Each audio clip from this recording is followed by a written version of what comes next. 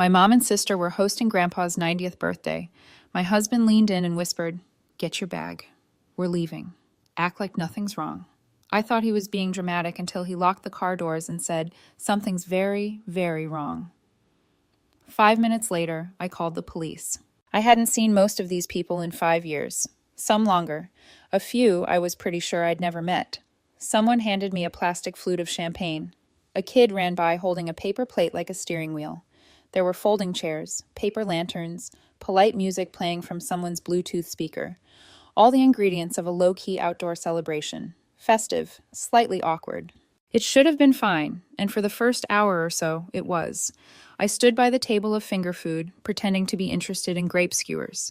My husband, Roger, was beside me, holding a glass of white wine and watching the crowd with that neutral, inscrutable look he does when he's too polite to say he wants to leave. Mom was in her element, hugging people, wiping tears, reapplying lipstick behind a napkin. Dad was sitting near the grill, complaining about the weather like it personally offended him. My sister Natalie was predictably nowhere near me. Her husband was laughing at something no one else found funny. It was Grandpa's house, but it didn't feel like him anymore. He built it after the business took off. Nothing flashy, but big enough that people whispered about how well he'd done for himself. They all lived here now. Mom, Dad, Natalie, and her husband. I suppose there was room. We'd flown in from London the day before. I'd been asking for years when we could come visit, and the answer had always been vague. "It's not a good time. He's not feeling well. Maybe next year." Then this spring, Mom had said, "If you really want to see him, come for his birthday." So I took it. I thought maybe she was softening, that this meant something. The party was already in full swing when they brought Grandpa out in a wheelchair, hair neatly brushed, wearing a sweater vest I vaguely recognized. Everyone clapped, like he'd just walked a red carpet. I stood there frozen. He looked good, too good. His face was smooth, his eyes distant, like he was half listening to a song no one else could hear. I waved. He didn't wave back. I told myself it was age. Mom leaned over and whispered, "He doesn't talk much anymore. It's hard for him." I nodded like I understood. She raised her glass and began the toast, voice shaking just enough to make it about her. 90 years of wisdom, love, and generosity, she said. He built our family. He gave us this life. Some of the guests sniffled. A woman behind me muttered, "Beautiful," under her breath. Roger didn't clap. I noticed he was staring. "Hey," I said quietly, nudging him. "What's wrong?" He didn't answer, just kept watching Grandpa, or the man in the chair, I guess, like he was memorizing every wrinkle. "Roger," I said again. That's when he leaned in. "Get your bag. We're leaving. Act like nothing's wrong." I actually laughed. "You're kidding." He didn't smile. His eyes didn't move. "Get your bag." "What are you talking about?" "Smile, walk inside, pack now." I stared at him. "Roger, what is this? We just got here." He turned his head slowly, finally looking at me. "Something is very, very wrong." It wasn't how he said it. It was how calm he was. Like this was fact, like gravity. My hands went cold. I glanced back at Grandpa. He hadn't moved. His hands rested on the armrests like props. "Are you serious?" I asked. Roger didn't answer. He was already walking toward the house. I followed upstairs. I fumbled with the zipper on my overnight bag. My heart was thudding. My mouth was dry. I kept thinking, if he's wrong, this is going to be so embarrassing. If he's right. We went out the front door. No one stopped us. No one even looked up. At the car, Roger opened the passenger side for me, like a gentleman in a spy movie. We both got in. He locked the doors. Then he gripped the steering wheel and said, "That's not your grandfather." I used to think maybe I was imagining it, the difference, the way things played out for me versus my sister. Maybe I was just sensitive. Maybe I was dramatic. Maybe I just liked to find reasons to feel left out. That's what I told myself for years until the day Natalie turned 18 and the entire house acted like she was boarding the Titanic. She was standing at the front door with her duffel bag and a full tuition scholarship, and Mom was crying like someone had died. "You don't have to go," she kept saying. "We'll manage. Please, just stay a bit longer." Meanwhile, 2 years earlier, when I turned 18, I got a suitcase and a nod. "It's time to grow up," Dad had said. "You're an adult now. Go build your life." No hugs, no tears, no offers to help me pack. I don't want to sound bitter. I honestly don't. I moved out. I went to college. I got on with things. But there's something about being ushered out the door like a polite guest while your sister gets begged to stay. That kind of sticks. The funny part? I didn't even have a choice about college. I knew I had to go. Not because anyone told me to, because I needed an excuse to leave. My parents didn't contribute a cent. I don't even think they asked what I was studying. It was Grandpa who helped. Quietly. He sent me money every few months, just enough to get by. Rent, groceries, the occasional breakdown. No fuss, no lectures, just a folded check and a note in his shaky handwriting. Hope this helps. Proud of you. He didn't owe me that, but he did it anyway. I remember him from the very beginning. Before I even had full sentences, I had Grandpa. He'd pick me up and tell me stories in a voice that always sounded like it knew secrets. He made me toys out of wood and showed me how to use a hand plane when I was still in Velcro sneakers. He smelled like cedar and peppermint tea. Back then, it felt like he was mine, like I was his favorite. Maybe I was. But life is good at pulling people apart. College turned into a job. A job turned into Roger. And then, just like that, we were living in London. It wasn't some dramatic escape. It was opportunity, work, timing, and maybe, if I'm being honest, relief. Being far away made everything feel easier. Easier not to notice how rarely my parents called. Easier to pretend the silence was just time zones. Easier not to feel the weird hollowness that always followed any conversation with Natalie. No matter how friendly it seemed, we kept in touch, sort of. Holiday emails, the occasional Zoom call. The last real conversation I had with Grandpa was on one of those, a video chat. He looked older, but still sharp. He asked about my work. I asked about his garden. He made a joke about the squirrels stealing all his tomatoes. That was 3 years ago. After that, things got quieter. I'd asked to talk to him, and Mom would say he was sleeping, or not feeling well, or too tired. Eventually, she stopped answering altogether. I told myself it was normal. People age. They withdraw. Maybe it was hard for him to talk. But something about it never sat right. So I didn't press. I had a life, a job, a husband. I told myself it wasn't personal, that I hadn't been cut out, just gently, politely left behind. And then suddenly, there was the birthday invitation, or rather, the permission. If you really want to see him, Mom had said over the phone, come for his 90th. I didn't hesitate. I booked the flights that night. I thought it meant something. I thought maybe this was the moment things shifted, that maybe I was being let back in. Instead, I walked into a party where I knew no one, stood on grass that didn't feel familiar, and realized that somewhere along the line, this whole place stopped being mine, if it ever was. They all lived here now. Mom, Dad, Natalie, her husband. They'd absorbed the house like it was a natural extension of their closeness, their real family. I was just visiting, the outsider. I kept telling myself it was in my head, that I was projecting, that I was being dramatic again. But then Roger leaned in and said, get your bag. And nothing felt imaginary anymore. We sat in the car like we'd just committed a crime, or maybe like we'd just escaped one. I couldn't tell the difference yet. Roger was gripping the steering wheel like he was waiting for it to bite him. His knuckles were white. I was still frozen halfway through buckling my seatbelt, like if I didn't click it all the way, none of this would be real. What do you mean it's not him? He didn't look at me. I mean, it's not your grandfather. That's what? What are you talking about? I'm serious, he said, calm but not kind. That man in the wheelchair, that's not him. I stared at him like he'd suggested the cake was made of uranium. You think someone, what? Put on a mask? Like some Scooby-Doo villain? Not a mask, his ears are different. I blinked. His ears. Roger finally looked at me. You don't get it. I remember faces, every detail. I have since I was a kid. I can sketch a person I saw once at a train station in 2009. I don't forget faces. Or ears. That's not your grandfather. And just like that, my stomach turned to water. I wanted to laugh, not the ha-ha kind. The unraveling, high-pitched, slipping off a cliff kind. I pressed my hand to my face. My brain tried to logic its way through it. But what else could it be? Who else could it be? Roger looked back at the house. Your uncle? What? Didn't you say he looked a lot like your grandfather when he was younger? I did. I had. He did. But that was years ago. And besides, my uncle? He wasn't around, was he? He hadn't been at the party, hadn't said a word.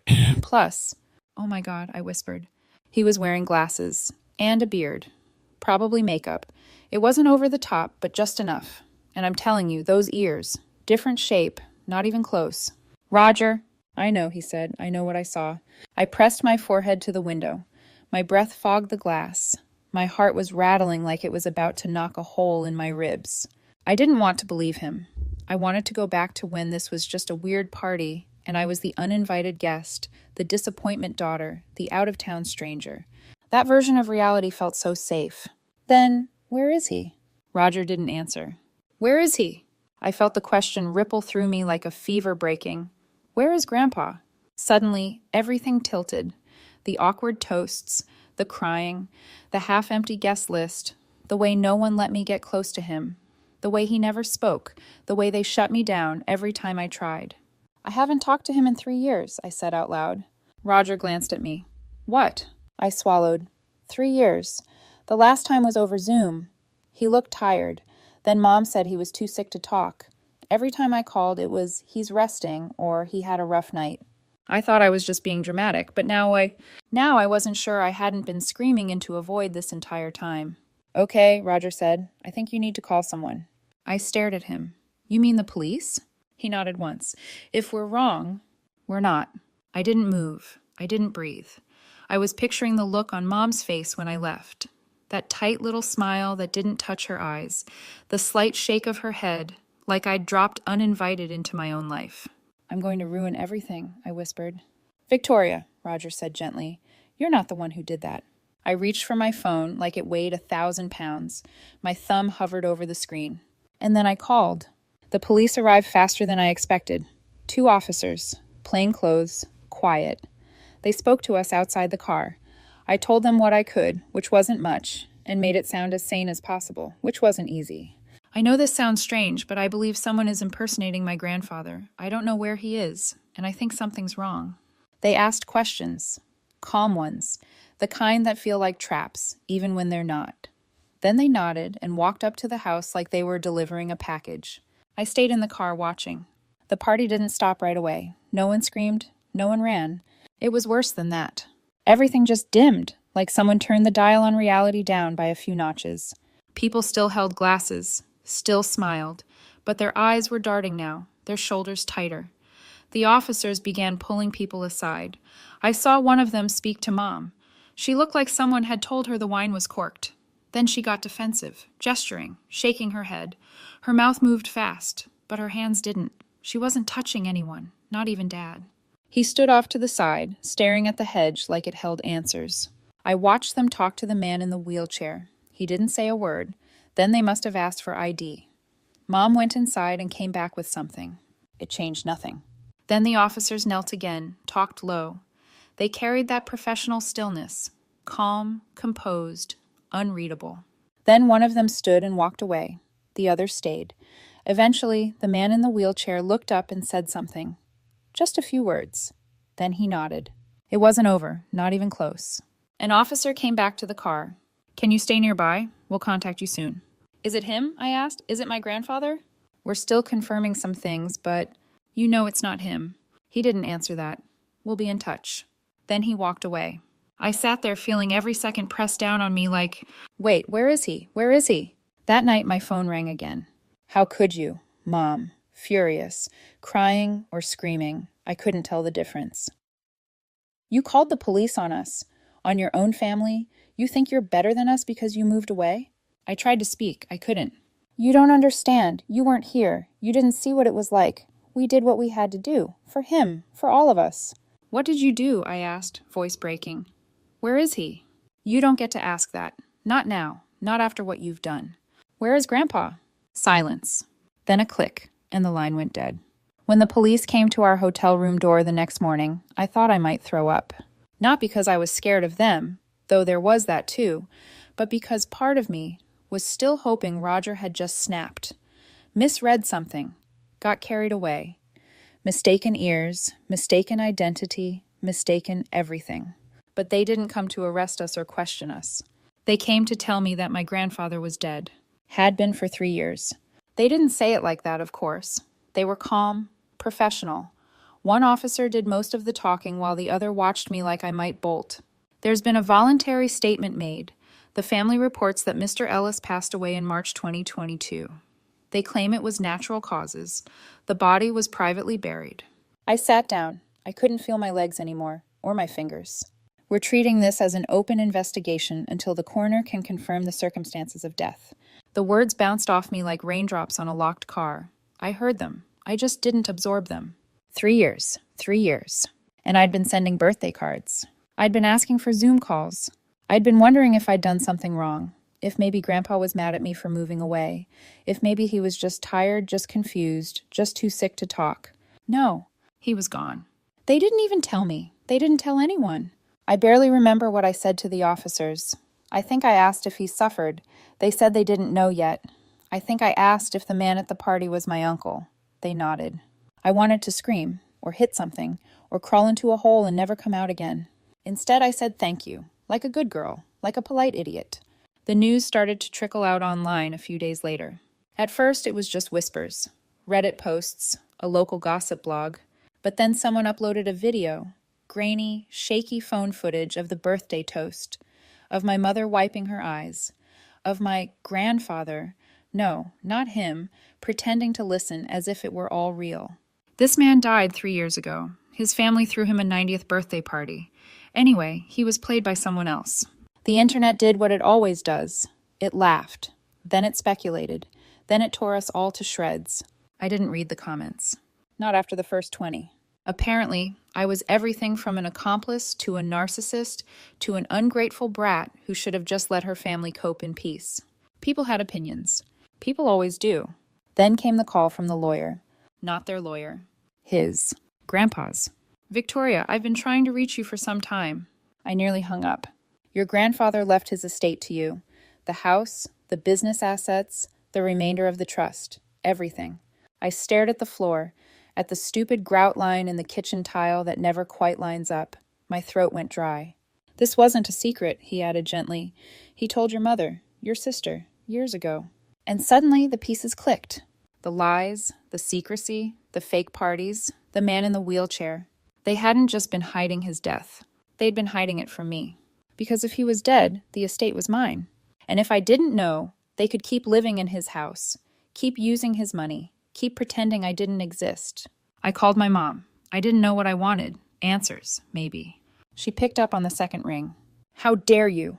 Her voice shook with fury. Not grief, not shame, rage. You called the police on your own family. You humiliated us. You have no idea what you've done. I tried to speak. She didn't let me. You weren't here. You don't know what it was like. You left. You gave up on this family. And now you swoop in and act like some hero. Where is he? I interrupted. Silence. What happened to him? What did you do with his body? You don't get to ask that, she said coldly. You weren't there. I asked every year, I said. You lied. Every time. We were protecting him. Protecting you. He didn't want a big deal made of his death. He wanted peace. I laughed. Actually laughed. Came out cracked and bitter, like something broken under pressure. You didn't protect him. You looted him. That's when she hung up. Weeks passed. The investigation moved slowly, then faster. There were statements, interviews, subpoenas. Eventually, the coroner confirmed what my family had claimed. Natural causes. My grandfather had died in his sleep. No trauma, no poisoning, no violence. Just an old man's quiet end. I cried for the first time since the police visit, because finally, I could mourn him without doubt. But there was still the fraud, the impersonation, the money. Charges were filed, failing to report a death, withholding information, illegally accessing funds, identity deception. They didn't get prison time. They got probation, conditional, monitored, sternly delivered. If they slipped again, they'd go straight to jail. My uncle, the actor, faced his own charges, but he cooperated. That seemed to help. He got probation like the rest of them. And me? I got the house, the whole property, the assets. It wasn't wildly extravagant, not billionaire level, but it was a lot.